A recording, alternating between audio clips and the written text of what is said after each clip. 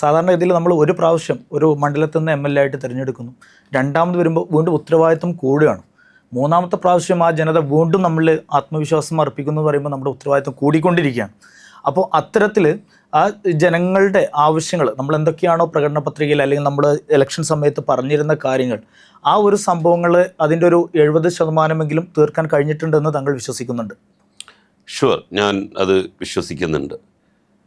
നമ്മളെ തിരഞ്ഞെടുത്ത ജനങ്ങളോട് പരമാവധി നീതി പുലർത്താൻ വേണ്ടി ശ്രമിക്കുക, കാപട്യ ലേശമന്യേ അവരോട് ഇടപഴകുക, ഒരിക്കൽ പോലും നമ്മൾ ചെയ്യുന്നതൊന്നും അഭിനയം അല്ലാതിരിക്കുക, സത്യസന്ധമായി ആത്മാർത്ഥമായി നമ്മൾ നമ്മളുടെ സേവനം അവർക്ക് വേണ്ടി ലഭ്യമാക്കുക. തീർച്ചയായിട്ടും ഇതാണ് ഞാൻ സ്വീകരിച്ചു പോരുന്ന ഒരു വഴി എന്ന് പറയുന്നത്. അതുകൊണ്ട് തന്നെ എനിക്ക് സംതൃപ്തിയാണ് ആ രംഗത്തുള്ളത്. ഞാനൊരു കോളേജ് അധ്യാപകനായിരുന്നു.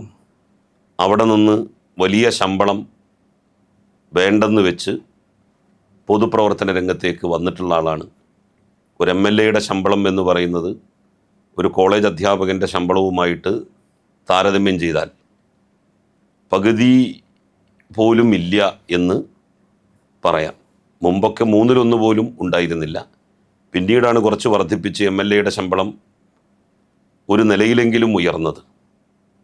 അതും പക്ഷേ പകുതി പോലും ആകുന്നില്ല. അപ്പോൾ നേരത്തെ അങ്ങനെ ഒരു ഇൻകം വാങ്ങുന്നയാളെന്നുള്ള നിലയിൽ നമ്മൾ ജീവിതത്തിൽ ക്രമപ്പെടുത്തിയ ഒരു ബഡ്ജറ്റുണ്ട്. ആ ബഡ്ജറ്റ് പോലും MLA ആകുമ്പോൾ താറുമാറാവുകയാണ് ചെയ്യുന്നത്. അപ്പോൾ പരമാവധി നീതി പുലർത്താൻ ശ്രമിച്ചിട്ടുണ്ട്.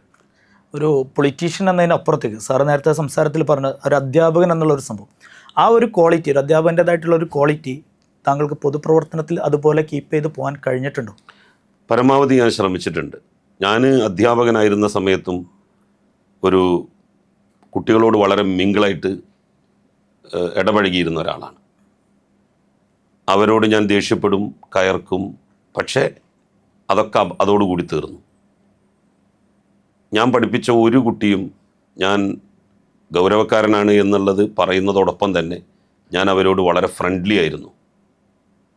അവർക്ക് എന്നോട് പറയാൻ പറ്റുന്ന സ്വാതന്ത്ര്യത്തിൽ ഒരു പക്ഷേ വേറെ ആ സമയത്തുണ്ടായിരുന്ന ഒരധ്യാപകനോടും പറയാൻ വേണ്ടി പറ്റിയിട്ടുണ്ടാവില്ല.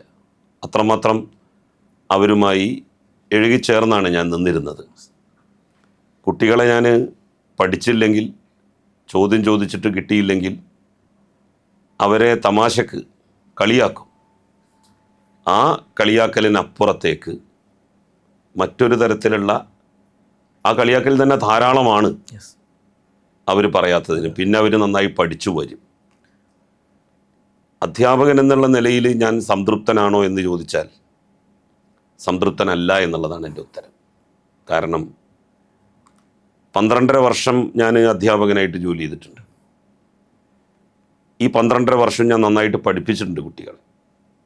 കുട്ടികൾക്ക് ഞാൻ പഠിപ്പിച്ചതൊക്കെ തന്നെ ഇപ്പോഴും ഓർക്കാനും സാധിക്കുന്നുണ്ടാവും എന്നുള്ളതാണ് എൻ്റെ വിശ്വാസം.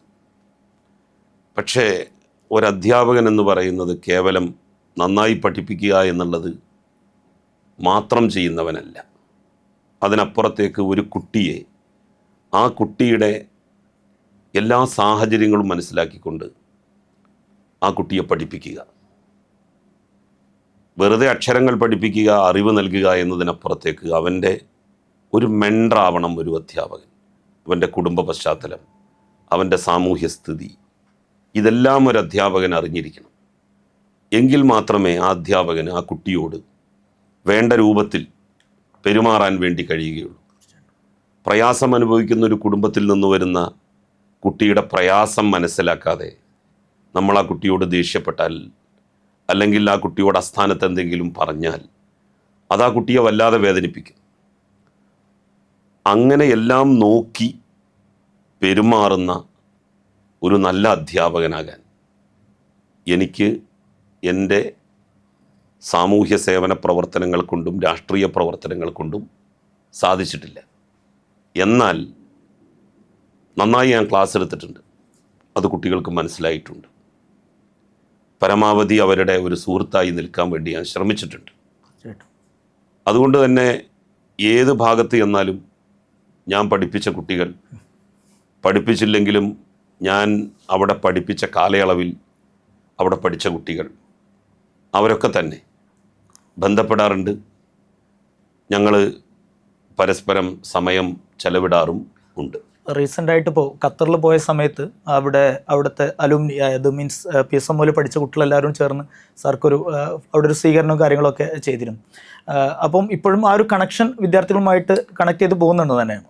വിദ്യാർത്ഥികളുമായിട്ടും അതുപോലെ തന്നെ എൻ്റെ സമകാലികരായ സുഹൃത്തുക്കളുമായിട്ടും എല്ലാം ഞാൻ എവിടെ ചെന്നാലും നമ്മളുടെ കൂടെ പഠിച്ച ആളുകൾ, നമ്മളുടെ നാട്ടുകാർ അവരൊക്കെ ഉണ്ടോ എന്ന് നോക്കാറുണ്ട്. അവരെ പരമാവധി ബന്ധപ്പെടാൻ വേണ്ടി ശ്രമിക്കാറുണ്ട്.